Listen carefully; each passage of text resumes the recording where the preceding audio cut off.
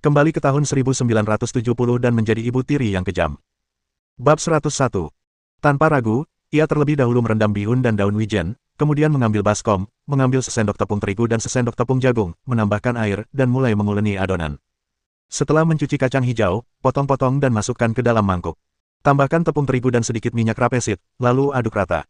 Ia menuangkan air mendidih yang telah disiapkan Mingkai ke dalam ketel, lalu menggoreng beberapa butir telur dan menaruhnya di mangkuk untuk digunakan nanti. Kelihatannya banyak sekali. Ia mengambil sepotong dengan sumpitnya dan menyuapi Lu Mingkai. Mata si kecil menyipit saat ia makan. Kemudian ia memasukkan lemak babi ke dalam panci, dan setelah kacang hijau campur dimasukkan ke dalam panci, aroma harum segera tercium. Minyak dan tepung segera berubah menjadi coklat keemasan setelah tercampur. Ia menuangkan 2 sendok air dan menutup panci. Bu, sup kacang hijau ini wanginya enak sekali. Benar, Nak. Ibu sudah menguleni adonannya. Nanti kita buat pangsit besar-besar, biar kamu bisa makan banyak untuk makan siang. Lu Mingkai memperhatikan panci harum itu dengan penuh harap sambil terus memperhatikan api di tungku, dengan sangat fokus. Sen Meng menemukan 2 buah tomat di dalam keranjang sayur, mencucinya dan mencincangnya, menaruhnya di dalam panci, menaburkan beberapa saun dan sayuran berdaun hijau, menutup panci dan merebusnya selama 5 menit, dan masakannya hampir matang. Dia mulai memotong bihun dan daun wijen, mencampur isi, menggiling adonan, dan mulai membuat pangsit. Tambahkan air ke panci kecil, letakkan keranjang kukusan di atasnya, dan mulailah mengukus pangsit. Setelah makanan siap, ia mengambil lobak, memarutnya, dan mencampurnya dengan bahan-bahan lain. Makan siang sederhana pun disiapkan. Lu Zhenping pulang bersama Ming Yang dan ketiga anaknya. Mereka bisa mencium aroma lezat dari kejauhan, membuat Daking dan anak-anak lainnya meneteskan air liur karena iri. Ming Liang diam-diam memberitahu Daking bahwa ia akan membawakannya sesuatu yang lezat nanti, yang membuat anak-anak menatapnya dengan penuh rasa terima kasih. Setelah mereka tiba di rumah, mereka mulai menyiapkan makanan sendiri, sementara Sen Meng tidak melakukan apapun kecuali menunggu di ruang utama, di mana sekeranjang pangsit ditumpuk tinggi. Ming Yang, pergilah cari kain kukusan dan bawakan beberapa pangsit untuk bibi ketigamu dan Xiaogang. Ibu mengukusnya banyak sekali, cukup untuk keluarga kita. Oke. Ming Liang memanfaatkan kesempatan itu untuk berkata, Bu, bolehkah aku sisakan satu untuk Daking dan yang lainnya? Satu saja tidak masalah. Mereka pasti tidak mau pergi kalau lewat depan pintu rumah kita. Mereka lapar sekali. Tentu, kenapa tidak? Dibungkus daun wijen, tidak ada yang berharga. Berikan satu untuk Daking, Ercing, Gao Gao, dan Yao Yao, dan simpan satu untuk masing-masing. Kirim mereka ke sekolah saat mereka sekolah nanti nenek keduamu tidak akan bisa berkata apa-apa. Lu Zhenping memperhatikan kedua anak itu mengambil pangsit dari keranjang dan memberikannya kepada mereka. Ia tidak berkata apa-apa. Untung saja putranya membalas kebaikannya, dan ia tidak pelit. Tadi malam, ia juga bertemu Aman dan cucunya, yang selama ini dibantu Sen Meng. Kesehatan lelaki tua itu telah jauh membaik, dan ia tidak lagi sering kekurangan makanan dan pakaian. Meskipun kondisi hidupnya masih sangat sederhana, makanan dan minumannya telah jauh lebih baik. Namun, tempat ini tidak aman, karena orang-orang yang menganggur di desa sering datang untuk mencuri makanan mereka. Tepat saat mereka mulai makan, Ming Yang kembali bersama Lu Jiaseng. Ia tampak muram dan duduk di lantai ruang utama. Kak, soal yang kita bicarakan terakhir kali, kalau kakak ada waktu luang hari ini, bolehkah kakak bantu aku? Aku sudah bicara dengan kepala desa dan yang lainnya. Kita sedang membagi harta keluarga sekarang. Aku belum bekerja akhir-akhir ini, tapi aku sudah meminjam beberapa ribu bata adop. Membangun rumah akan cepat. Aku akan tinggal terpisah dengan Jing Hao dan kedua anakku. Lu Zhenping langsung tahu apa yang terjadi, tetapi ia tak repot-repot bertanya. Lu Jiaseng sudah membahas pembagian harta keluarga, dan kali ini ia secara pribadi menemui kepala desa dan sekretaris partai, menunjukkan tekadnya. Baiklah, aku akan ke sana nanti setelah aku makan. Lu Jiaseng menghela napas lega. Mencium aroma makanan yang harum, dan memikirkan makanan yang dimakan keluarganya, keinginannya untuk berpisah menjadi semakin mendesak. Ia mengerutkan bibir dan berkata kepada Sen Meng, Kakak ipar, ada sesuatu yang tak tahu malu ingin kukatakan padamu. Sen Meng, jika Anda menganggap hal itu tidak tahu malu, lebih baik jangan disebutkan. Hehehe, ini soal bata dan genteng. Bisakah kamu bantu aku mendapatkan sepetak genteng hitam? Rumah beratap jerami juga boleh, tapi kurasa karena kita akan berpisah dan membangun rumah, lebih baik membangun satu rumah sekaligus. Jangan tanya kakak iparmu soal ini. Dia dapat slip batu bata dan genteng itu secara tidak sengaja dan dia punya banyak utang budi. Aku akan urus ini untukmu. Berapa sisa uangmu? Biar aku perkirakan. Lu Jiaseng hanya bertanya, tapi ia tak menyangka itu akan berhasil. Ia melompat dan berjalan menghampiri Lu Zhenping, sambil terkekeh beberapa kali. Kak, aku masih punya lebih dari 50 yuan di tanganku. Kurasa kalau kita pisah keluarga, aku bisa dapat uang. Seharusnya cukup untuk beli genteng hitam. Lu Zhenping menggigit pangsit besar 3 kali, meneguk sup kacang hijau, lalu menoleh ke arah Lu Jiaseng. Baiklah, aku akan bertanya-tanya nanti dan menyelesaikannya sesegera mungkin. Setelah keluarga ini berpisah, kamu harus mengurus rumah tanggamu sendiri dan menjalani hidupmu sendiri. Dapatkan poin kerja, ambil lebih banyak pekerjaan di luar musim, dan buat hidupmu sejahtera. Ketika kakak laki-lakinya yang biasanya pendiam tiba-tiba berbicara seperti ini, Lu Jiaseng merasa sedih. Ia menyeka air matanya, buru-buru setuju, dan bergegas kembali untuk memberitahu Xie Jinghao. Mengapa Anda tidak mengizinkanku menemui dokter? Cheng, kamu membantu mereka saat itu tanpa mengharapkan imbalan apapun. Bantuan pada akhirnya akan habis, jadi tidak baik mengganggu mereka lagi. Aku kenal beberapa orang, jadi semuanya akan cepat dan mudah. Sen Meng, kamu salah, sobat. Aku tidak sehebat yang kamu kira. Sepulang sekolah, Sen Meng mengajak Lu Mingkai dan Lu Zhenping ke rumah keluarga Lu. Ia sebenarnya tidak ingin ikut bersenang-senang. Ia hanya merindukan gadis kecil Xie Jinghao yang begitu imut dan lembut, seperti anak kucing yang sedang digendongnya. Xie Jinghao tidak ikut serta dalam pembagian harta keluarga. Ia dan kedua anaknya sedang mengobrol dengan Sen Meng di rumah, tampak sangat santai. Ia penuh harap akan hari pembagian harta keluarga. Kalau kamu suka cewek, kamu bisa cari yang lain. Tidak, aku sudah punya 4 anak di rumah, dan aku sangat sibuk setiap hari. Mana mungkin aku punya anak lagi? Sambil berkata demikian, Sen Meng mengulurkan tangan dan mengusap perutnya. Pemilik aslinya sudah lama bertani, jadi lemak lunak di perutnya sudah hilang. Namun, ia belum berolahraga dengan baik sejak datang ke sini, dan dagingnya masih lembek dan lembek. Sudah seperti ini selama beberapa tahun. Jika ia hamil lagi, ia tidak tahu apakah ia bisa kembali langsing seperti itu. Ia menyukai anak-anak dan berencana untuk memiliki anak sendiri sebagai hiburan, tetapi kondisi medisnya saat ini membuatnya sangat tidak percaya diri. Ia sudah lama dirawat di rumah sakit dan masih agak enggan pergi ke rumah sakit. Berbeda dengan perpisahan Sen Meng terakhir kali, perpisahan kali ini tidak berlangsung lama. Tak lama kemudian, Lu Zhenping datang menjemput mereka berdua. Sesampainya di pintu, ia tak sengaja mendengar percakapan mereka. Melihat penolakan Sen Meng, alisnya berkedut. Bab 102.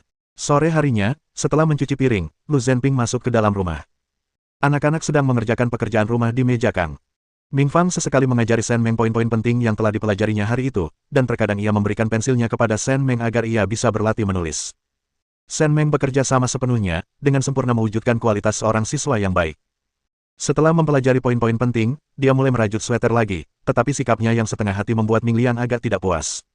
Bu, ibu harus fokus belajar. Ibu tidak bisa membaca dan merajut bersamaan. Ibu hanya bisa mengerjakan satu hal dalam satu waktu. Sen Meng meliriknya dan berkata, aku sudah hafal semua kata yang diajarkan Ming Fang. Aku belajar dengan sangat cepat. Kalian kerjakan permu, aku masih ada tugas. Bu, sikapmu terhadap belajar itu nggak bagus. Kalau nanti ibu lupa, semuanya bakal percuma. Bagaimana kalau ibu kasih permu dan ibu coba kerjakan? Sen Meng menatap Lu Minglian yang jelas-jelas berbohong, lalu mencibir, apa kau tidak tahu betapa pintarnya ibumu? Kau masih ingin menipuku mengerjakan permu? Dasar anak nakal, kalau kau terus-terusan mengarang ide-ide curang seperti ini, aku akan laporkan pada gurumu. Mendengar kata-kata ibunya, Lu Minglian langsung mundur. Meskipun ia sebenarnya tidak mau mengerjakan PR, ibunya, murid baru ini, terlalu sulit dibodohi. Sen Meng tidak berhenti bekerja, juga tidak mengganggu mereka saat mereka mengerjakan PR. Ia melirik keluar dan tidak tahu kapan Lu Zhenping masuk. Ia memegang buku yang agak tebal dan tampak membacanya dengan penuh minat. Namun, tatapan sesekali yang diberikannya membuat Sen Meng merasa sangat tidak nyaman. Apa yang dia pamerkan? Apakah melek huruf itu sesuatu yang bisa dibanggakan? Baru lewat jam 7, dan dia benar-benar tidak bisa tidur, jadi dia terus merajut. Jika Lu Zhenping tidak ada di rumah, dia pasti akan mencari alasan untuk bersembunyi dan bermain, menonton video, dan makan camilan larut malam. Pasti menyenangkan sekali. Lu Mingkai telah selesai menggambar belalang. Ia melempar penanya dan merangkak ke arah Sen Meng, kelopak matanya terkulai dan wajahnya menunjukkan kelelahan yang luar biasa. Putriku sedang dalam masalah. Nak, kamu ngantuk, ya? Biar aku beresin tempat tidurmu. Buka bajumu dulu, nanti aku kasih susu dulu sebelum tidur. Minum susu, tidurlah. Lu Mingkai membuka matanya lebar-lebar dan menarik-narik pakaiannya dengan tangan kecilnya. Lu Zhenping tidak tahu cara membuat susu, jadi ketika Sen Meng turun dari kang tempat tidur bata yang dipanaskan, dia membungkuk dan menyerahkan sepasang sandal padanya. Aku akan membuka pakaian anakku, kamu bisa membuatkannya susu. Oke. Sen Meng terkejut dengan perhatiannya yang tiba-tiba. Sebelum ia sempat berpikir, Lu Mingkai menerkamnya. Anak itu, yang tadinya begitu mengantuk hingga hampir tak bisa membuka matanya, tiba-tiba bersemangat dan mencengkeram kerahnya, ingin menungganginya seperti kuda. Baik-baik ya, besok kita akan mengantarmu ke rumah nenek, jadi tidurlah lebih awal. Ming Yang dan yang lainnya, kalau kalian tidak bisa menyelesaikan menulis malam ini, jangan menulis lagi. Lampu minyak tanahnya kurang terang, jadi jangan sampai sakit mata. Kalian bisa menulis lagi besok setelah kita pulang dari rumah nenek. Pergi ke rumah nenek. Besok pergi ke rumah nenek. Lu Mingkai semakin bersemangat. Ia berbalik untuk memastikan jawaban Shen Meng, dan setelah mendapat jawaban positif, ia bertepuk tangan kecilnya dengan keras. Lu Zhenping tersenyum dan menatap ketiga anak yang sedang mengerjakan PR.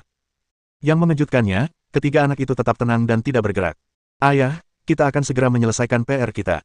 Kata guru, kita harus mengerjakan apa yang perlu dikerjakan sekarang dan jangan menunda-nunda. Itu kata guru kita. Ayah, jangan ngomong apa-apa. Kita akan selesaikan sebentar lagi. Tidak perlu terburu-buru. Setelah Ming Liang dan Ming Fang selesai berbicara, mereka melanjutkan mengerjakan PR mereka dengan kepala tertunduk. Ming Yang juga tidak berkata sepatah kata pun, penanya tidak pernah berhenti, dan ia sangat fokus. Lu Zhenping, kalian tidak khawatir, tapi aku khawatir. Aku sudah di rumah berhari-hari dan yang kulakukan hanyalah menyentuh tangan istriku. Dulu dia tidak pernah terburu-buru saat pulang, tapi 2 hari terakhir ini, dia tidak tahu apa yang salah dengannya. Apapun yang dia lakukan, bayangan Shen Meng selalu ada di benaknya, dan dia merasa sangat panas dan gelisah. Tanpa mengingat apapun, ia mengulurkan tangan dan membuka kancing kemejanya, menarik ujungnya ke belakang hingga sebagian besar dadanya terekspos. Ia juga mendorong Lu Mingkei, yang sedang bergerak-gerak dalam pelukannya, ke samping agar Shen Meng bisa melihat dengan jelas. Setelah menyiapkan susu, Shen Meng berbalik dan melihat hamparan otot yang terbentuk dengan jelas, dan satu demi satu ungkapan terlintas dalam benaknya. Muda dan kuat, luar biasa kuat, dengan tubuh baja, kuat dan kokoh. Dia menelan ludah, memaksa dirinya untuk tetap tenang, berjalan ke tepi kang tempat tidur bata yang dipanaskan dan menyerahkan susu yang dipegangnya. Tidurlah dan menyusui, lalu makanlah segera setelah kamu selesai tidur. Lu Zhenping, Lu Mingyang, Lu Mingliang, Lu Mingfang. Apa yang ibu katakan? Shen Meng segera menyadari apa yang telah terjadi, seluruh tubuhnya menegang, dan matanya terbelalak tak percaya. Ia tak percaya kata-kata itu baru saja keluar dari mulutnya sendiri.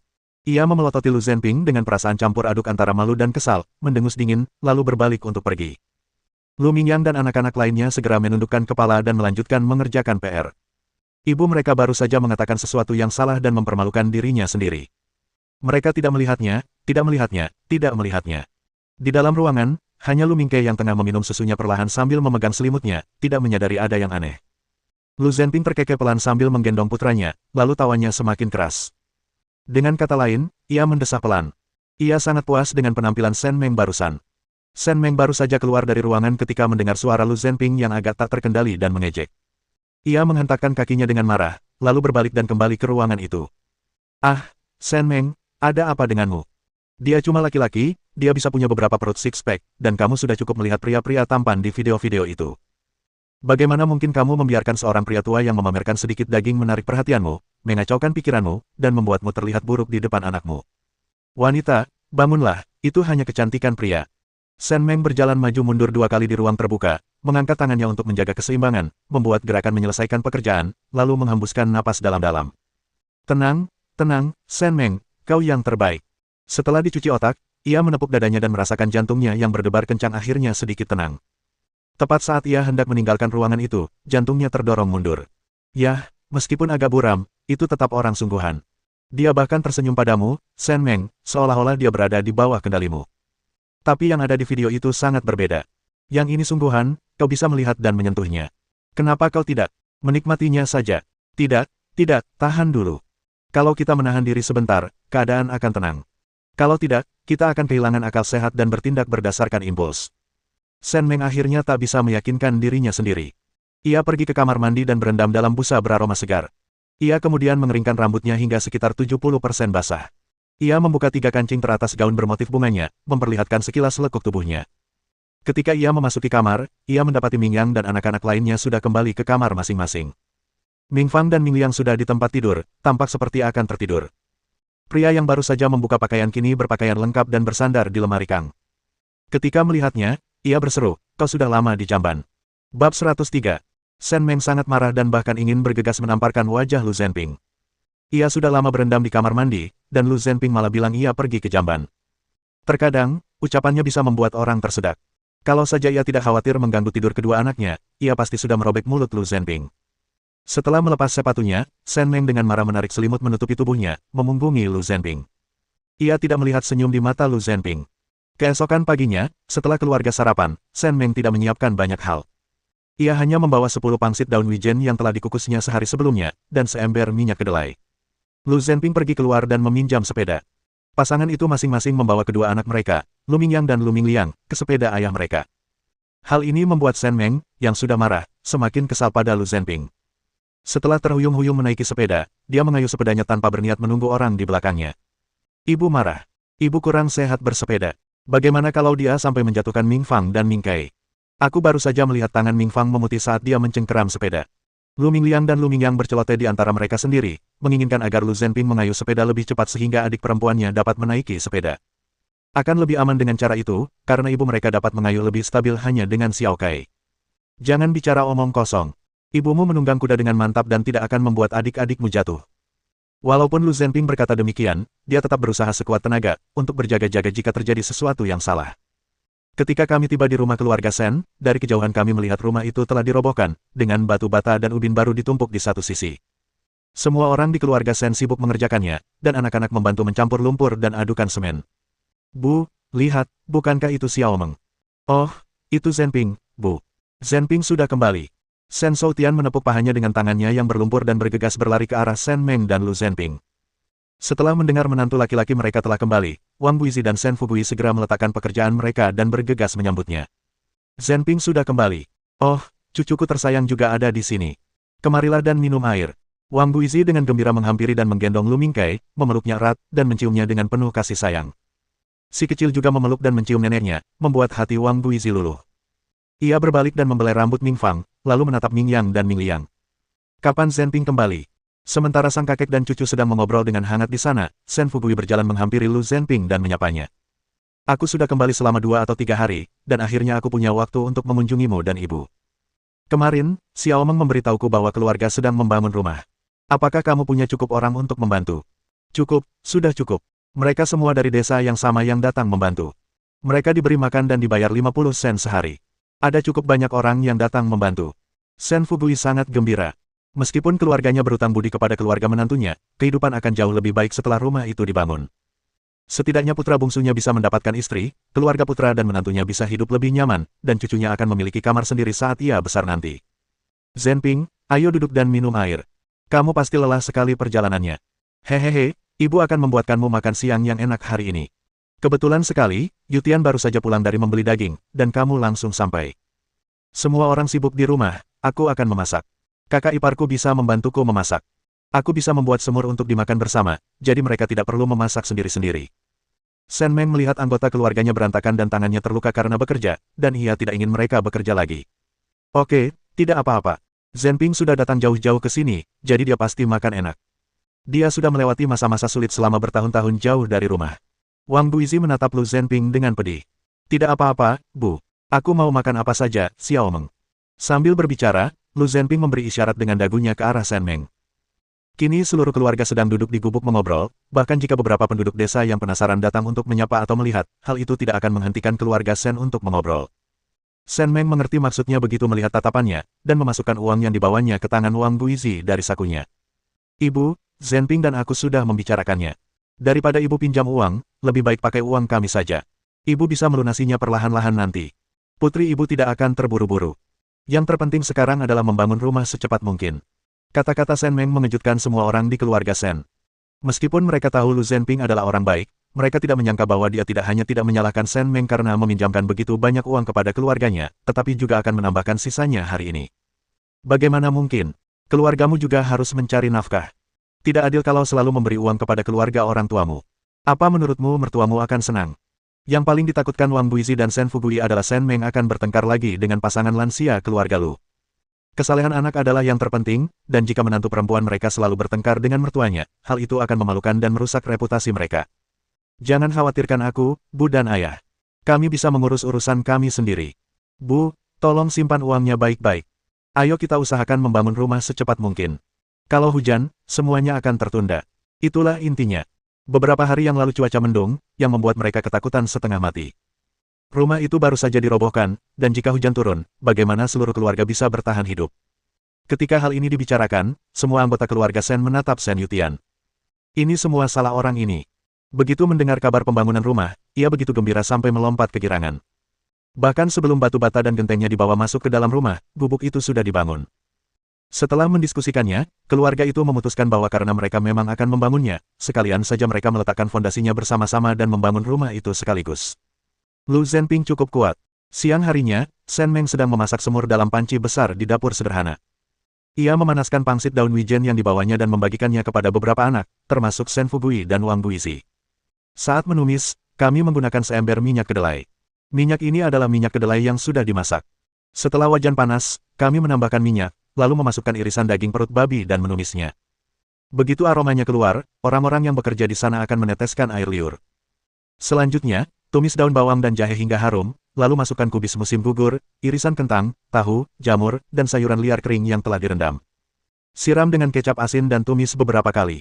Tambahkan air hingga memenuhi panci, lalu tambahkan soun di atasnya, kukus dalam pengukus, dan letakkan roti kukus gandum campuran di atasnya untuk mengukus. Setelah terbakar sekitar 10 menit, aromanya tercium kemana-mana, dan para tetangga yang sedang tidak bekerja mulai melirik ke arah mereka. Melihat banyak orang menatap mereka, Wang Guizi segera membawa ember besar berisi minyak kedelai ke dalam gudang dan menguncinya di dalam lemari. Putrinya begitu saja mengambil begitu banyak barang bagus ini. Pasti hatinya hancur. Setelah memasak, Shen Meng, Wang Guizi, Lu Qinlan, Su Xiaomei, dan para wanita lainnya duduk di gubuk sambil mengobrol. Wang Guizi menepuk Shen Meng dengan misterius dan berkata, "Ada yang ingin kukatakan padamu, hehehe, adikmu sudah menemukan istri. Mereka sudah bertemu, dan keduanya bahagia dengannya. Mereka hanya menunggu untuk membahas pertunangan nanti." Bab 104. Wajah Shen Meng berseri-seri karena gembira, dan dia menjawab, "Itu berita bagus. Benar sekali, kakak iparmu dan aku sudah bertemu gadis itu. Dia cukup tinggi, gesit dan efisien, dan pekerja keras. Yang terpenting, dia mungil dan cantik, dan bicaranya manis. Dia pasangan yang cocok untuk adikmu. Mereka berdua juga sudah saling menyukai dan tinggal menunggu rumah itu dibangun agar mereka bisa bertunangan." "Ibu benar. Xiaomei dan aku juga ikut." Xiaobin dan gadis itu saling bertatapan dan mulai menyeringai seperti orang bodoh. Dia gadis yang cukup jujur.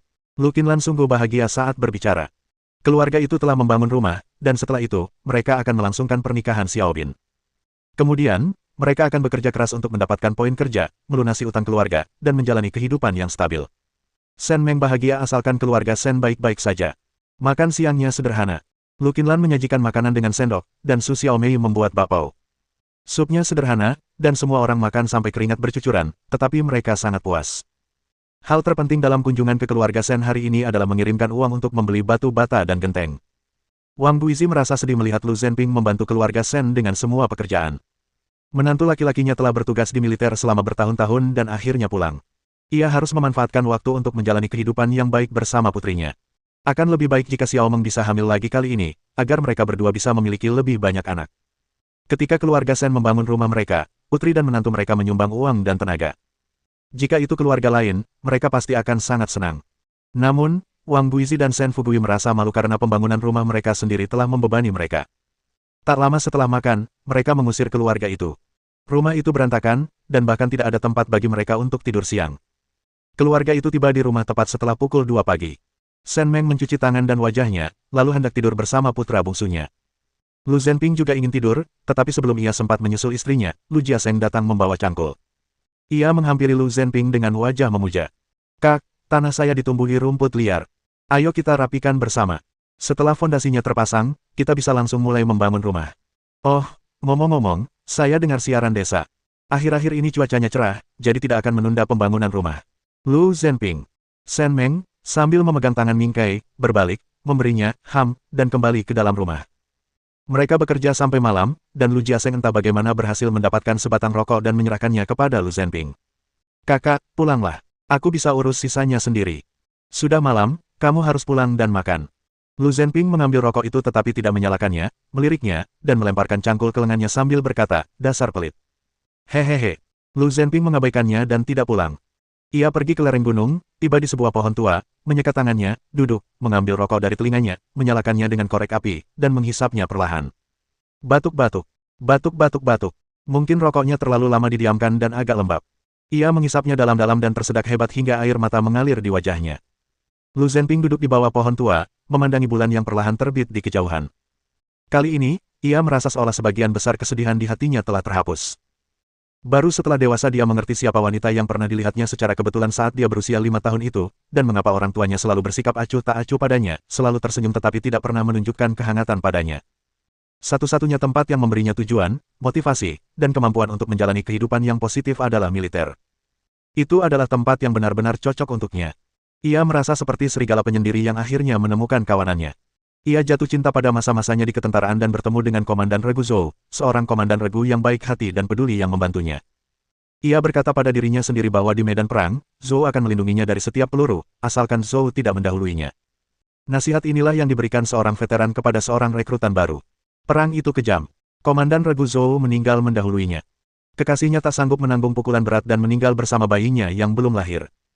Mingyang yang malang dikirim ke pamannya untuk dirawat, lalu dipindahkan ke kerabat, dan akhirnya dikirim ke panti asuhan. Ada banyak anak yang ditinggalkan para martir di sana. Ketika ia pergi menjemput Mingyang, anak itu tidak mau pergi dan memeluk erat Ming Liang dan Ming Fang. Ia tidak bisa meninggalkan mereka semua, jadi ia harus membawa mereka pulang. Apa bedanya Ming Liang, Ming Fang, dan Ming Yang? Mereka semua adalah keturunan para martir dan sudah dihormati. Awalnya, anak-anak itu masih terlalu kecil, dan ia sama sekali tidak bisa merawat mereka dengan baik. Ia sering harus pergi misi, dan istrinya yang bertugas di kompleks militer membantu mengasuh anak itu untuk sementara waktu.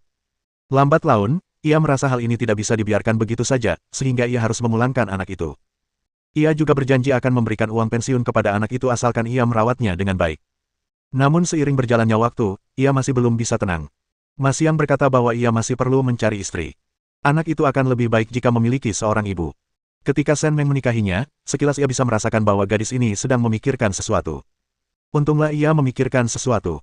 Ia tidak pelit memberi uang saku, asalkan anak itu dirawat dengan baik. Ia merasa tidak pantas memiliki keluarga yang hangat. Ia hanyalah buah dari kegilaan. Bai Suyun, yang mengaku sebagai ibunya, Lu Zhenping tidak bisa memahami perilakunya. Ia bahkan merasa keputusannya untuk melahirkannya adalah keputusan yang absurd. Namun, gadis ini, yang ingin meminta sesuatu, tiba-tiba berubah kepribadian, membuatnya agak bingung. Ia belum lama kembali, tetapi rasanya mereka sudah saling kenal sejak lama. Rasa saling menghargai itu sepertinya sudah ada di kehidupan sebelumnya. Ia tertarik padanya, dan ia menginginkannya. Perasaan ini muncul dengan cepat, tidak seperti sebelumnya. Ia memahami niat Shen Meng kemarin, tetapi ia tidak melakukannya. Ia ingin melihat bagaimana perasaan hatinya yang sebenarnya. Bulan semakin tinggi. Lu Zhenping menghabiskan rokoknya dan menyentuh pohon itu lagi. Ini adalah teman lamanya. Dulu ia sering pergi ke pohon itu untuk bermalam ketika ia sedang sedih. Ia berpikir mungkin ia tidak akan datang ke sini lagi. Tepat saat dia hendak pergi, dia tiba-tiba mendengar suara gemerisik dan tiba-tiba berhenti. Shen Meng menunggu Lu Zhenping di rumah cukup lama, jadi ia terpaksa memasak sepanci mie rebus sendiri.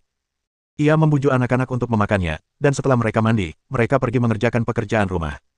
Sementara anak-anak semuanya ada di dalam dan Lu Zhenping belum kembali, dia segera memasuki dimensi spasial. Saya memesan steak, menuangkan segelas anggur merah Bordeaux, menyalakan TV, dan mulai menonton film sambil merenungkan makanan lezat itu. Setelah makan dan minum sepuasnya, kami berseru, sungguh menakjubkan. Tepat saat ia selesai mencuci dan meninggalkan ruangan, gerbang halaman didorong terbuka, dan Lu Zhenping masuk sambil menyeret sebuah benda yang agak besar di satu tangan. Shen Meng segera duduk di sebelahnya. Apa ini? Gelap gulita dan ia tak bisa melihat dengan jelas. Lu Zhenping menyuruhnya diam, memberi isyarat agar ia tak bicara. Setelah memasuki halaman, Shen Meng segera menutup gerbang. Saat memasuki ruang utama, mereka melihat jelas ada 2 ekor kambing. Bab 105. Shen Meng memandangi domba-domba yang tak bernyawa itu, lalu menatap Lu Zhenping yang gagah perkasa. Pria ini telah menyeret 2 domba pulang seperti itu, menunjukkan betapa hebatnya kekuatan lengannya. Ia dengan penasaran mengangkat tangannya dan menyentuhnya. Susah banget. Jangan mendekat, aku berlumuran darah. Kita simpan 1 dari 2 kambing ini. Aku akan membersihkannya dan mengirimkan setengahnya ke keluargamu, dan sebagian lagi ke keluarga orang tua itu. Sisanya milik kita. Kita berikan yang 1 lagi ke tim produksi dan biarkan mereka mendistribusikannya ke desa. Shen Meng mengangguk. Saat mereka membersihkan domba, bau darah pasti tercium, dan dengan bau kambing yang menyengat, jika mereka tidak menyerahkannya, orang-orang mungkin akan curiga ada sesuatu yang terjadi di rumah. Bukankah kamu pergi membantu Jia Seng bekerja? Kamu pergi ke sana dan menyeret 2 ekor kambing kembali. Lu Zhenping senang dengan tatapannya dan terkekeh, lalu berkata, aku hanya membuang waktu, jadi aku berlari mendaki gunung. Aku bertemu mereka saat turun, tapi sayangnya aku hanya berhasil menangkap 2. Yang lainnya lolos. Tapi aku beruntung. Kedua domba ini agak lambat dan tidak terlalu pintar, kalau tidak, aku tidak akan bisa menangkap mereka. Shen Meng. Jujur saja, kedengarannya agak seperti Versailles. Anak-anak yang sedang mengerjakan PR di dalam mendengar keributan di luar dan berlari keluar untuk melihat apa yang terjadi. Mereka bersorak dan kagum melihat 2 domba mati itu. Sebelumnya, mereka tidak terlalu dekat dengan Lu Zhenping, tetapi kini mata mereka dipenuhi kekaguman. Jangan buru-buru membersihkan domba. Kamu belum makan, kan? Ada sup di panci. Aku akan membuatkanmu semangkuk mie. Makan dulu, lalu kita selesaikan sisanya. Bagus. Shen Meng tertegun sejenak oleh senyum Lu Zhenping. Ia tak habis pikir, mengapa setelah seharian bekerja dan mendaki gunung, mata Lu Zhenping tampak berbinar-binar ketika menatapnya. Semangkuk besar mie rebus segera habis. Lu Zhenping mengambil pisau dapur dan membersihkan kambing-kambing liar di halaman. Kedua kambing konyol ini cukup besar, beratnya sekitar 20 atau 30 kilogram, dan bulunya sangat berkilau. Anak-anak tidak takut dan hanya berkumpul untuk menonton. Baunya terlalu menyengat, dan Shen Meng tak tahan. Saat hendak masuk, ia menunjuk bulu-bulu di tanah dan berkata, simpan saja bulunya. Kalau kambing itu diberikan ke tim produksi, bulunya akan jadi milik kita. Kalau cuaca dingin, kita bisa membuat rompi untuk anak-anak. Kalau bulunya kurang, kita bisa membuat sepatu katun. Kita tidak boleh membiarkan orang lain memanfaatkannya. Oh, baunya terlalu menyengat. Aku mau kembali ke dalam.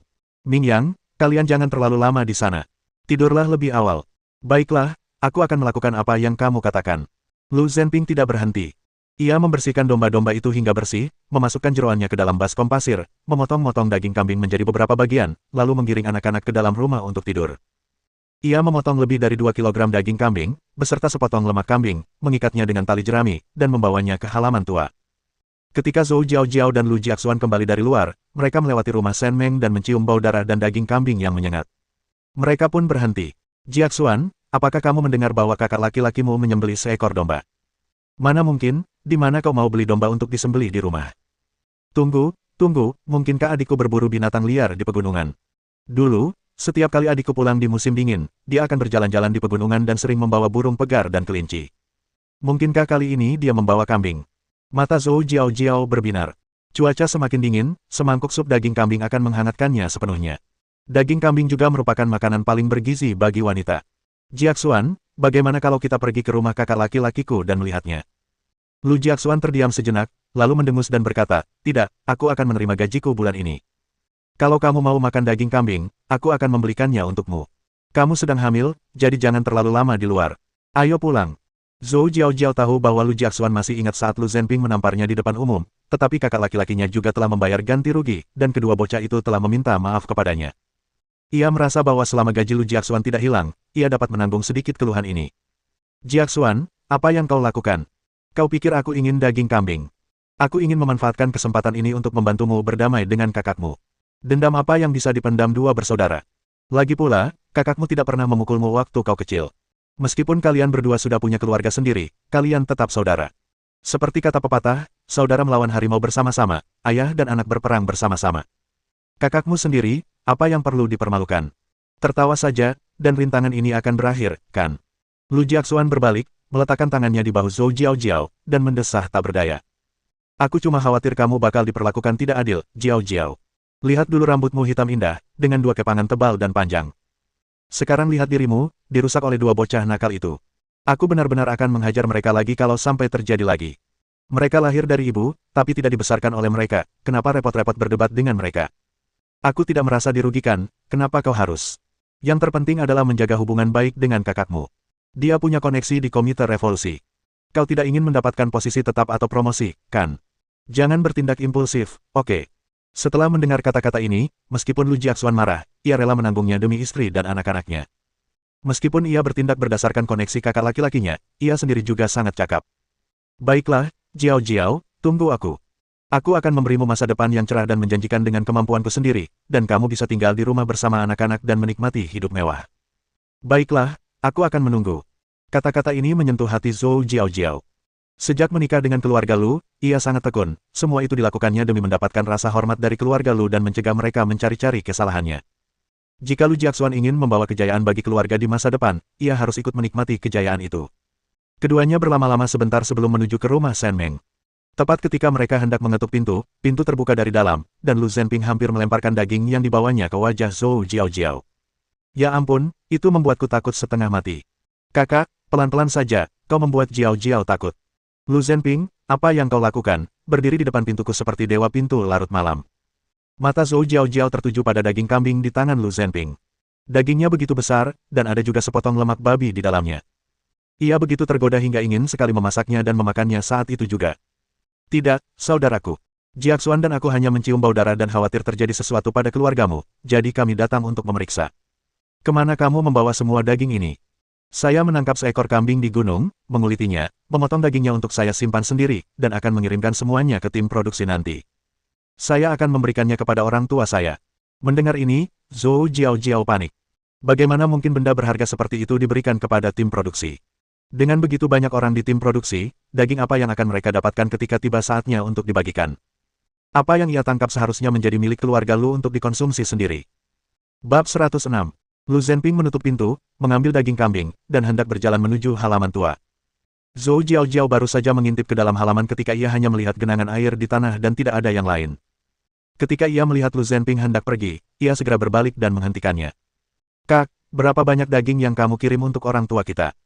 Apakah kamu memberikan sisanya untuk tim produksi? Berapa banyak domba yang kamu tangkap? Lu Jiaxuan mengikutinya, dan dia tidak keberatan dengan kata-kata Lu Zhenping, tetapi dia tetap diam ketika Zhou Jiao bertanya. Kamu nggak lihat? Itu saja. Sisanya bisa kamu simpan sendiri kalau nggak kasih ke tim produksi. Kalau nggak ada kerjaan lain, cepat pulang. Tidak, Kak, aku hanya berpikir kambing itu tidak banyak dagingnya. Sulit untuk membaginya di antara tim produksi. Lebih baik kita simpan sendiri dan bagi untuk dua keluarga kita. Sisanya bisa kita jual. Ada begitu banyak orang di desa. Kalaupun kita bagi, setiap keluarga tidak akan mendapat banyak daging. Lebih baik tidak diberikan kepada mereka. Sekarang, hewan buruan dari pegunungan dipelihara oleh setiap keluarga. Semua orang tahu itu. Kenapa Kak begitu keras kepala? Menurut Zhou Jiao, daging kambing itu harus dikeluarkan dan dibagi antara kedua keluarga. Akan lebih baik jika keluarga Lu bisa mendapatkan bagian yang lebih besar, karena jumlah anggota keluarga mereka lebih banyak daripada keluarga kakak laki-laki tertua. Dalam cuaca seperti ini, daging kambing akan cepat busuk, dan akan sangat disayangkan. Awalnya, ini bukan masalah besar. Lagi pula, semua orang di desa Lujia melakukannya dengan cara ini. Praktis sudah menjadi aturan tak tertulis. Ketika keluarga kekurangan makanan, semua orang akan berpikir untuk berburu binatang buruan dari pegunungan atau mencari sayuran liar untuk mengisi perut mereka. Jika mereka menangkap binatang buruan, mereka pasti ingin menyimpannya sendiri. Tidak ada yang begitu bersemangat untuk membagikannya selain Lu Zhenping. Jika Anda ingin menjadi orang baik, bukankah seharusnya Anda mengutamakan keluarga Anda sendiri terlebih dahulu? Lu Zhenping berbalik dan menatap Zhou Jiao dari atas ke bawah dengan dingin. Apa yang dikatakannya memang benar. Hampir semua orang di desa seperti itu. Tapi ini pedesaan. Jika keluargamu dalam kesulitan, keluargaku akan membantu. Selama bertahun-tahun, penduduk desa tersebut telah menjadi tetangga dan saudara, dan mereka tidak dapat menghitung berapa banyak bantuan yang telah mereka terima dari orang lain, atau berapa banyak bantuan yang telah diberikan orang lain sebagai balasannya. Kau benar. Daging kambing memang tidak banyak, dan jika dibagi untuk satu orang, sisa dagingnya pun tidak akan banyak. Lebih baik tidak dibagi sama sekali. Aku mengerti maksudmu. Kalian lanjutkan saja pekerjaan kalian, aku pulang dulu. Aku akan menyuruh Xiaomeng memasak dagingnya dan membawakannya untukmu nanti. Setelah Lu Zhenping selesai berbicara, dia mengambil daging itu, berbalik dan pulang ke rumah, membanting pintu hingga tertutup. Kakak, apa maksudmu? Apa yang dikatakan Jiao salah? Semua orang memang seperti ini. Keluarga kita sangat miskin sampai-sampai kita tidak mampu makan. Ada apa denganmu? Lu Jiaxuan membanting pintu halaman dengan marah. Di belakangnya, wajah Zhou Jiao memucat. Ia tidak mengerti apa yang telah dikatakannya salah, sehingga kakak laki-lakinya ini begitu pelit hingga mengambil kembali daging itu. Mereka meminta Shen Meng untuk memasaknya dan mengirimkannya kepada mereka. Shen Meng begitu baik hati hingga mengizinkan mereka makan makanan siap saji. Sekalipun niatnya baik, berapa banyak daging yang tersisa. Dan lemak kambing itu, yang begitu nikmat, jika diolah menjadi minyak, akan membuat tumisan atau sup menjadi begitu lezat, seperti makan daging setiap hari. Dan begitu saja, habislah sudah, begitu saja. Zhou Jiao menegangkan lehernya, mengambil 2 langkah cepat ke arah Lu Jiaxuan, dan mengulurkan tangan untuk menariknya. Jiaxuan, ayo pergi. Aku benar-benar tidak menyangka kakakku begitu picik. Kamu sudah sangat menderita di rumah sebelumnya. Dia, sebagai kakak tertua, hanya peduli pada istri dan anak-anaknya dan sama sekali tidak peduli dengan persaudaraan. Karena dia tidak peduli, kita tidak perlu terus-menerus berusaha menyenangkannya. Itu hanya daging kambing kecil. Kita tidak akan memakannya. Setelah kamu naik pangkat, kita akan berpisah dan menjalani hidup masing-masing. Jiao benar. Kakak semakin mengecewakan. Ayo kita pulang. Jangan khawatir, istriku, aku pasti akan bekerja keras dan memastikan kamu dan anak kita hidup dengan baik. Setelah mereka selesai berbicara, mereka berdua melotot penuh kebencian ke arah Lu Zhenping, yang telah menutup rapat gerbang halaman Dafei, sebelum berbalik dan kembali ke rumah masing-masing. Shen Meng menatap Lu Zhenping dengan bingung, saat dia pergi membawa daging dan lemak babi, lalu kembali lagi bersama mereka.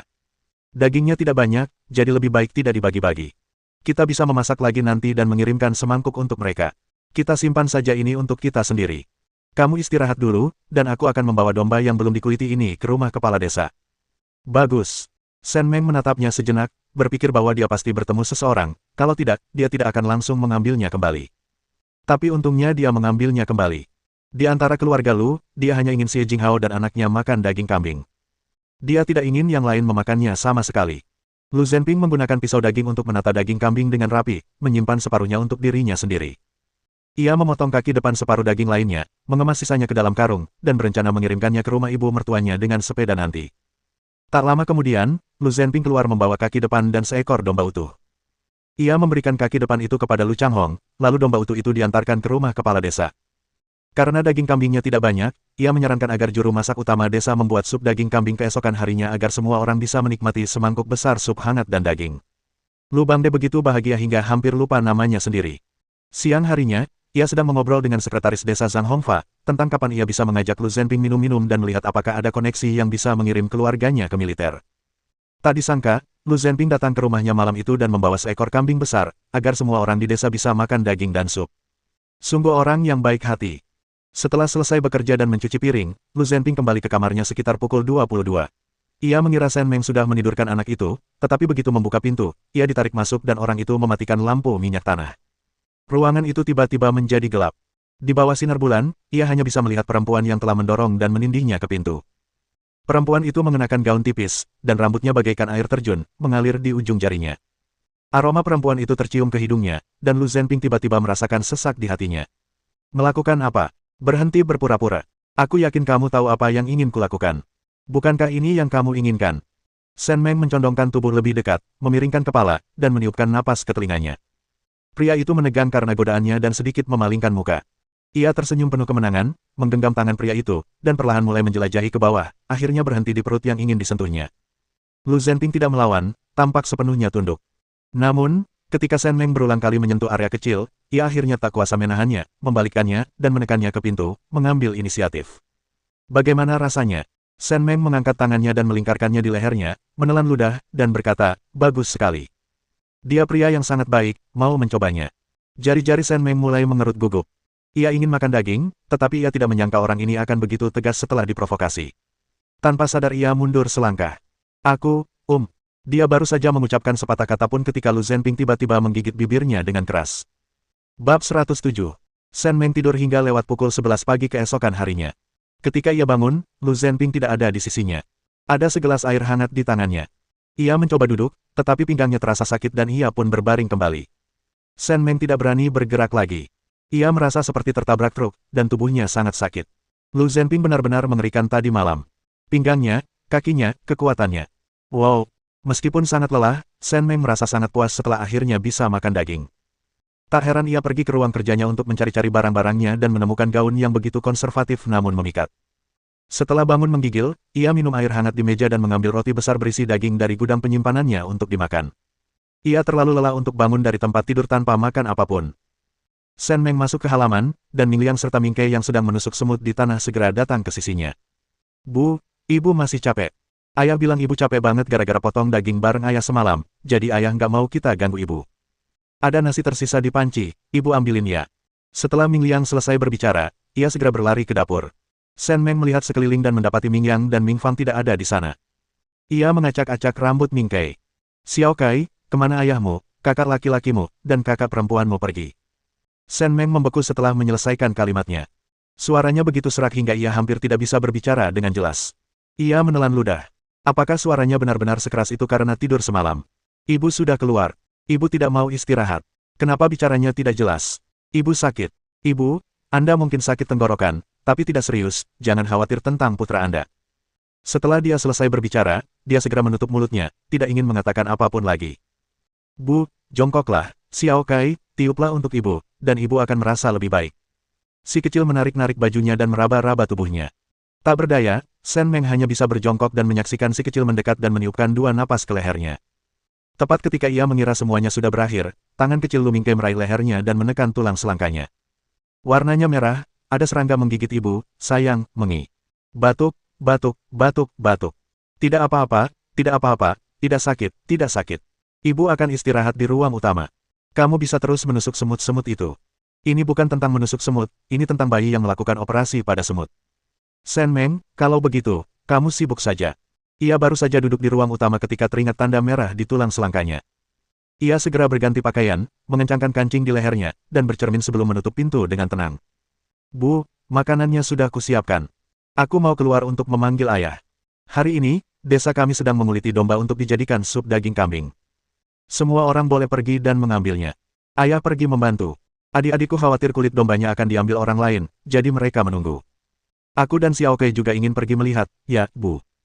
Teruskan, berjalanlah perlahan, jangan berlari, dan jangan tersandung. Mengapa? Sen memperhatikan kedua anak itu pergi sebelum melihat ke bawah ke semangkuk nasi di meja makan. Sen Meng, apa maksud bajingan Lu Zhenping itu dengan meninggalkan semangkuk sup ginjal padanya? Penduduk desa sangat bersemangat saat berangkat kerja. Ketika bel kerja berbunyi pagi-pagi sekali, kepala desa mengumumkan bahwa akan ada daging kambing untuk dimakan hari ini, yang ditangkap Zhenping di gunung tadi malam. Siapa yang tidak senang mendengarnya? Begitu Lu Zhenping kembali, ia memberikan bantuan seperti itu kepada desa. Ketika ia pergi bertugas, penduduk desa pasti akan membantunya mengurus istri dan anak-anaknya dengan baik. Inilah pesan yang disampaikan oleh kepala desa, dan semua orang menanggapinya. Sekarang mereka bekerja keras dan menunggu untuk makan sup daging kambing sepulang kerja. Mereka bisa memakannya untuk 2 kali makan. Liu Sanjin sudah mendengar hal ini dari Zhou Jiaojiao dan Lu Jiaxuan pagi itu.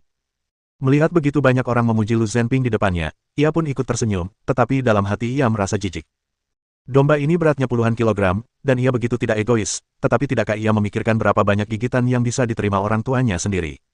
Mereka bahkan tidak repot-repot memeriksanya dengan saksama saat memberikannya kepada desa. Apa salahnya membagi kepala domba untuk 2 keluarga? Apa kata kepala desa? Sekarang, semua orang di desa bisa makan. Orang-orang yang biasanya sama sekali tidak ada hubungannya dengan mereka bisa datang dan memanfaatkan keluarga Lu. Sungguh menyedihkan memikirkan hal ini. Wanita botak itu baru saja membersihkan sepetak rumput ketika ia menjatuhkan diri ke tanah. Ia menatap Zhou Jiaojiao yang sedang bekerja keras, dan senyum mengejek tersungging di bibirnya. Jiaojiao, kami benar-benar berutang budi pada kakak iparmu hari ini, mengizinkan kami makan 2 porsi sup daging kambing.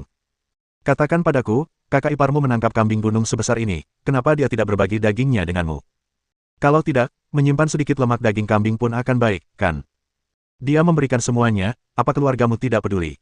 Hei, hei, hei, apa maksudmu?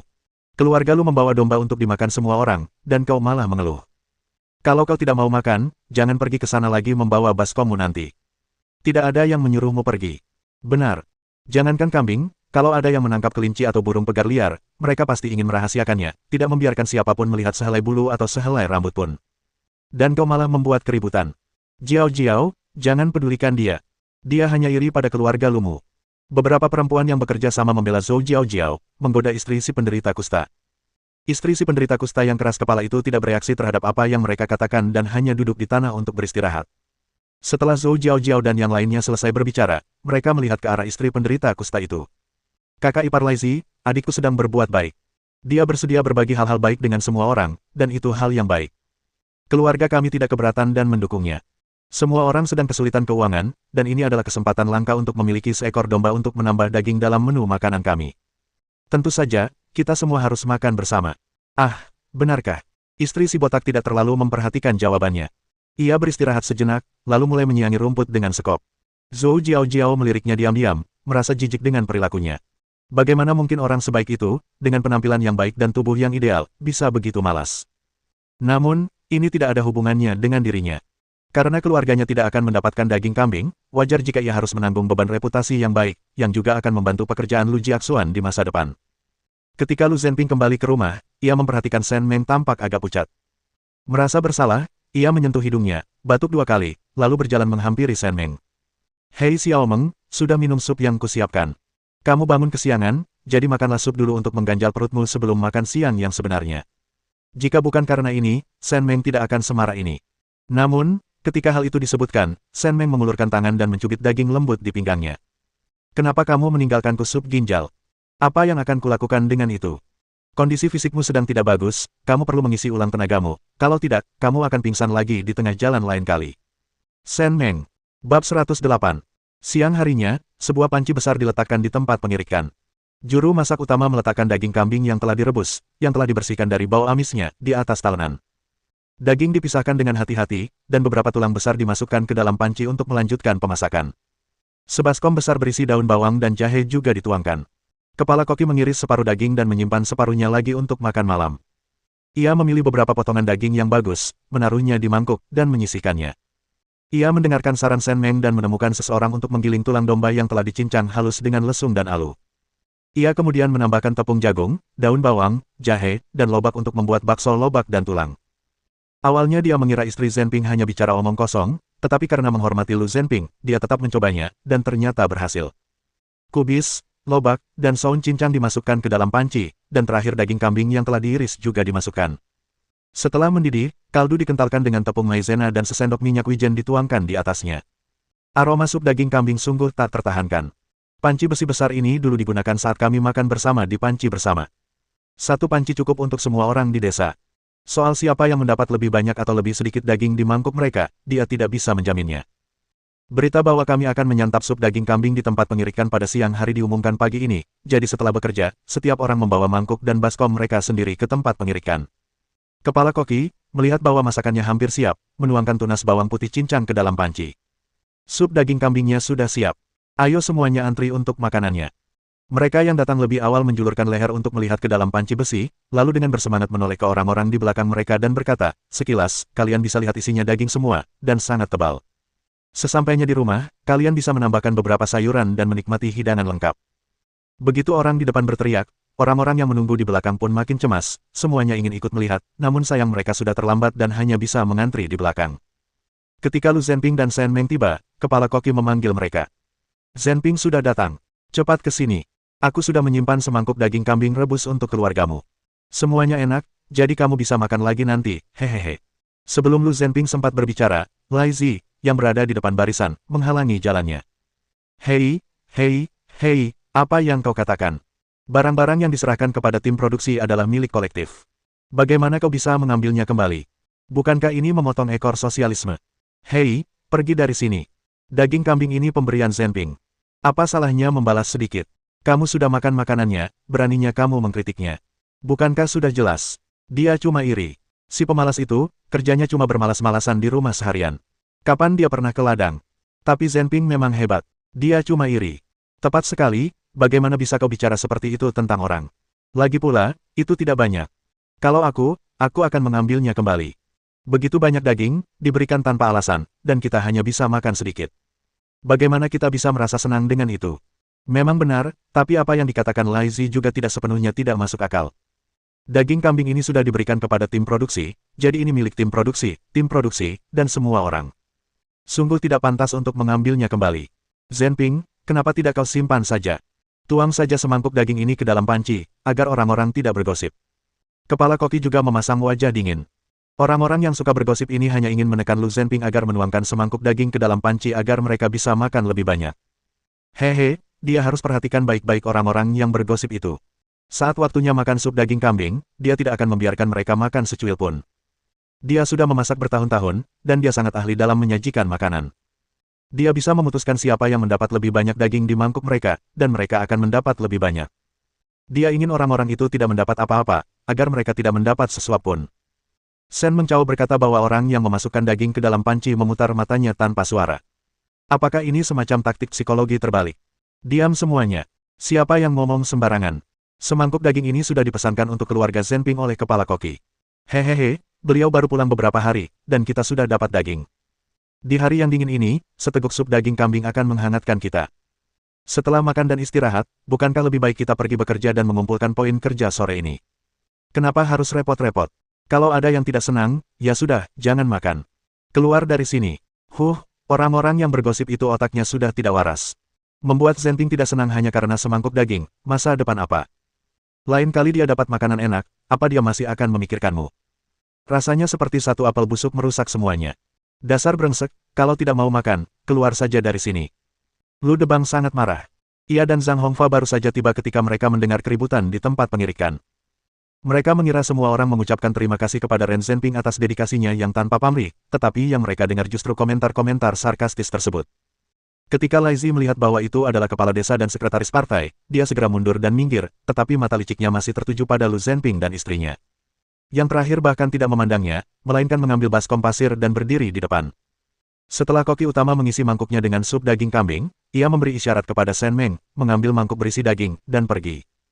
Pasangan itu tanpa sepatah kata pun dari awal hingga akhir, dan pergi dengan begitu elegan. Sekelompok orang itu saling memandang dengan bingung. Zhang Hongfa mendengus dan melambaikan tangan kepada kepala koki, yang kemudian menggunakan sendok sayur besar untuk menyajikan makanan kepada mereka yang mengantre.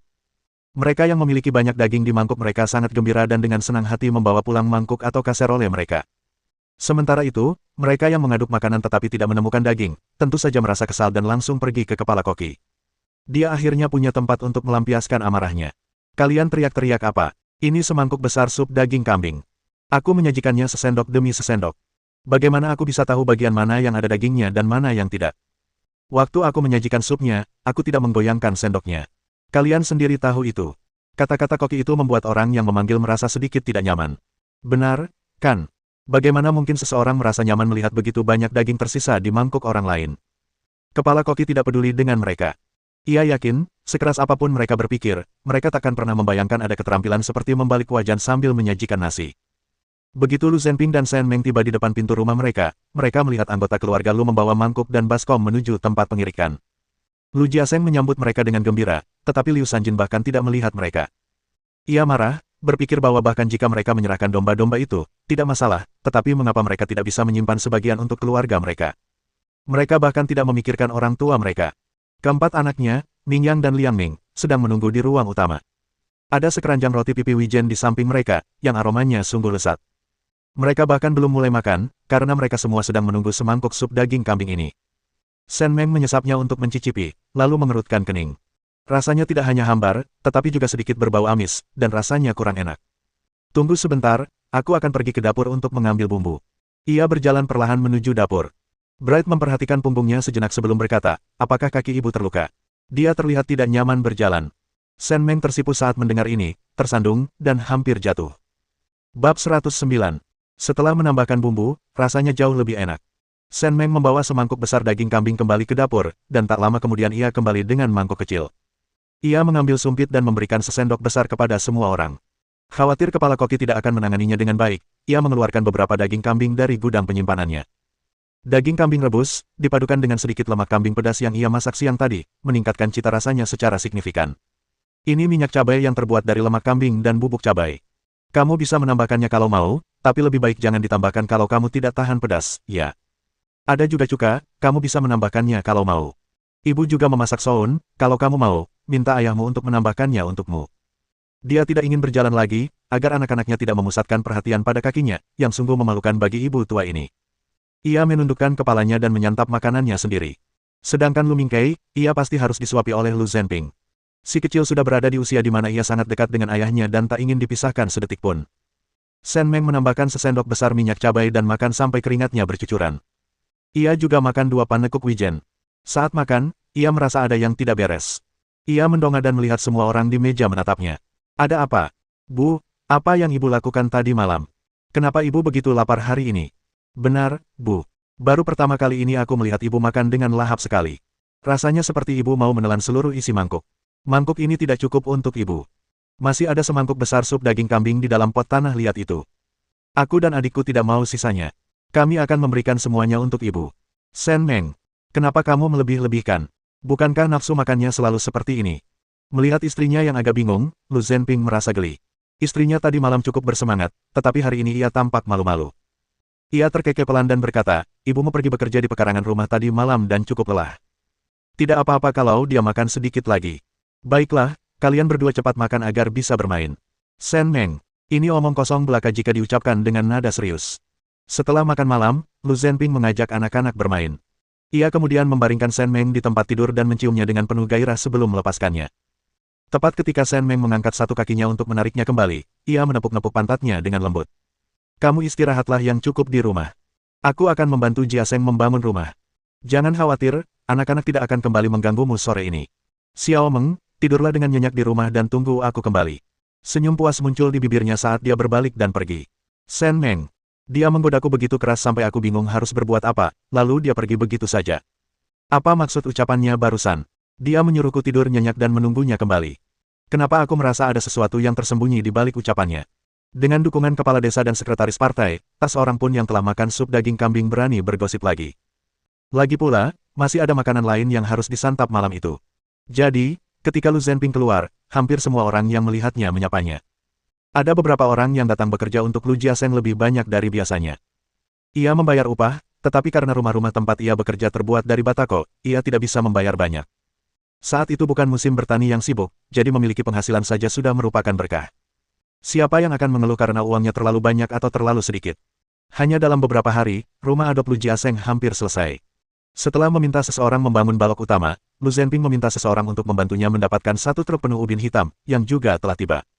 Setiap ruangan di rumah adop yang ia bangun sangat terang. Awalnya, ia hanya memiliki beberapa puluh yuan di tangannya. Ketika membagi harta keluarga, Lu Zhenping pergi mencari Lu Changsu. Pria tua itu memberi putra ketiganya sedikit uang lagi. Ia memberinya 120 yuan di permukaan, lalu diam-diam menambahkan 300 yuan lagi. Lu Jiaseng begitu terharu hingga hampir berlutut dan bersujud kepadanya dan Lu Zhenping. Sebenarnya, ia tahu dalam hatinya bahwa putra keluarga Lu itu baik, tetapi putra yang satunya tidak berguna. Karena situasi Bai Suyu, ia merasa bersalah terhadap Liu Sanjin. Ia biasanya menutup mata terhadap Liu Sanjin yang menghidupi keluarganya. Ia tidak pernah mengambil uang saku yang diberikan Lu Zhenping, tetapi uang yang diberikan Bai Suyun sepenuhnya berada di tangannya. Lu Changzu awalnya berencana memberikan semua uang ini kepada putra sulungnya ketika Lu Zhenping naik jabatan. Lagi pula, Lu Zhenping adalah anak dari wanita yang dicintainya. Meskipun ia membenci wanita itu karena tidak bersamanya, ia tetap menaruh harapan besar pada Lu Zhenping. Setelah Lu Jiaseng menaikkan balok atap, ia meminta Xie Jinghao menyiapkan jamuan makan untuknya, mengundang orang-orang yang pernah bekerja untuknya, serta seluruh anggota keluarga Lu. Total, 2 meja makanan telah disiapkan. Mereka akan mengadakan perjamuan, dan Shen Meng datang pagi-pagi sekali untuk membantu.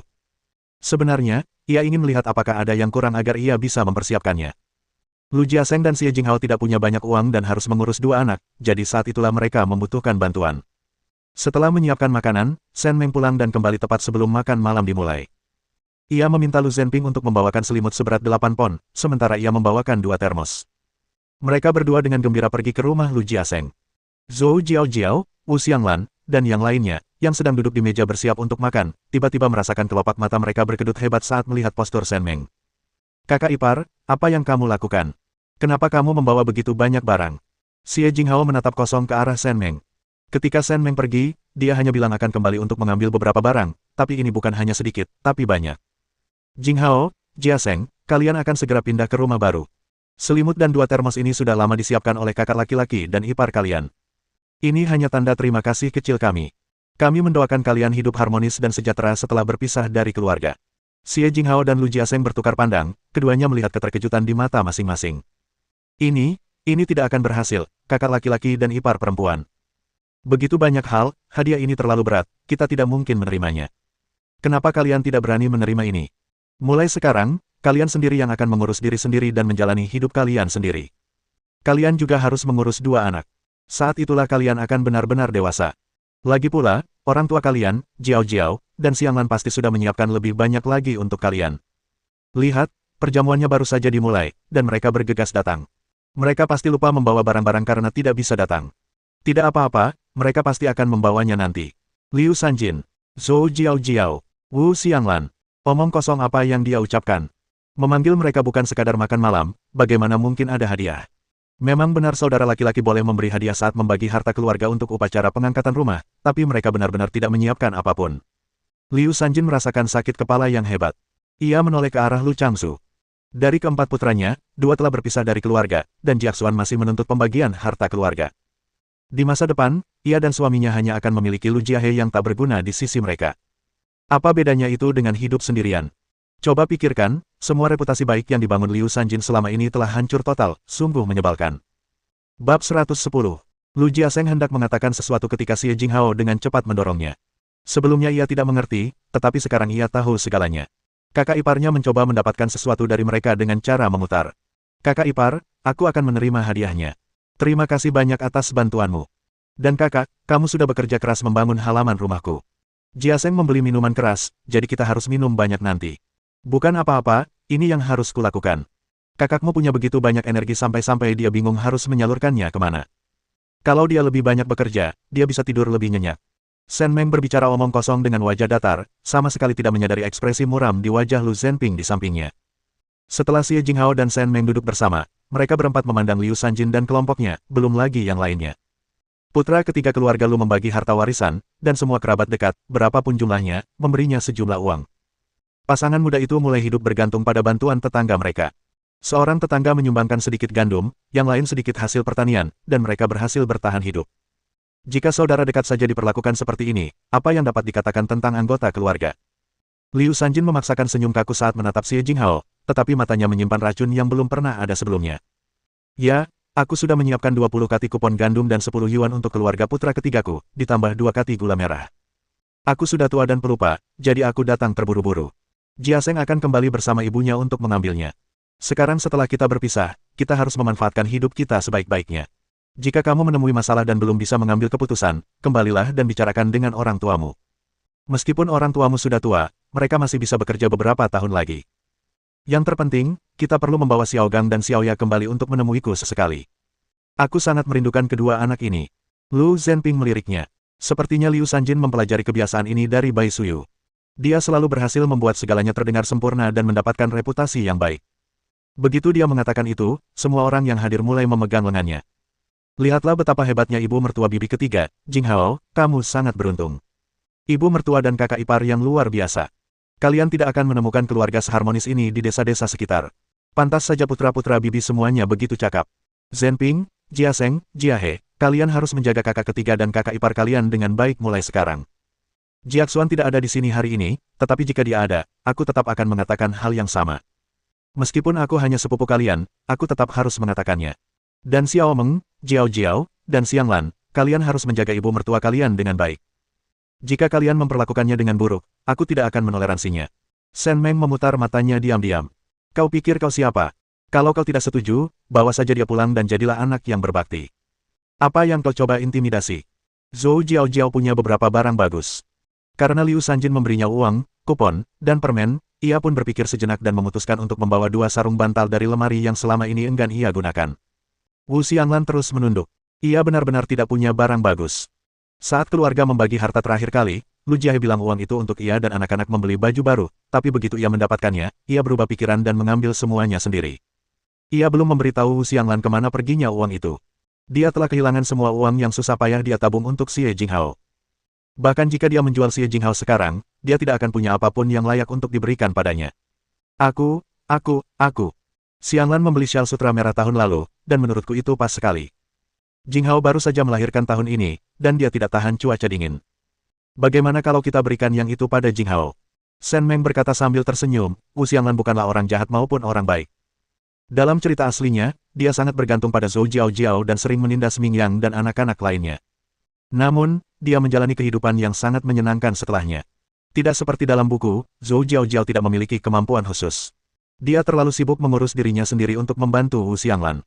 Kalau mau mempersulit pemeran utama wanita, kamu harus menyingkirkan antek-anteknya dulu. Wajah Wu Xianglan memucat mendengar kata-katanya, dan ia menatapnya tajam. Ia hanya memakai syal sutra merah itu sekali, pada hari pertama tahun baru Imlek. Sejak itu, ia menyimpannya dengan hati-hati di lemari Kang dan tidak pernah mengeluarkannya lagi. Tahun ini, ia berpikir untuk menukarkan syal sutra itu dengan sesuatu, agar setidaknya anak-anaknya bisa memakai 2 pasang sepatu katun baru saat tahun baru. Ia melirik semua orang di sekitarnya, tetapi tak seorang pun menawarkan bantuan. Bahkan Zhou Jiao Jiao, sahabatnya, pun tertunduk. Wu Xianglan merasakan hawa dingin di hatinya, menyadari ia sendirian. Ia yang pertama kali bergegas ketika mendengar tentang perjamuan itu, tetapi sekarang ia merasa seperti orang bodoh. Kakak ipar benar. Asal Jinghao tidak keberatan, tidak apa-apa. Kalaupun ia tidak mau, apa boleh buat? Ibu mertua dan kakak iparnya sudah mengambilnya. Kalau tidak, ia akan kehilangan muka. Tidak masalah, terima kasih, kakak ipar kedua.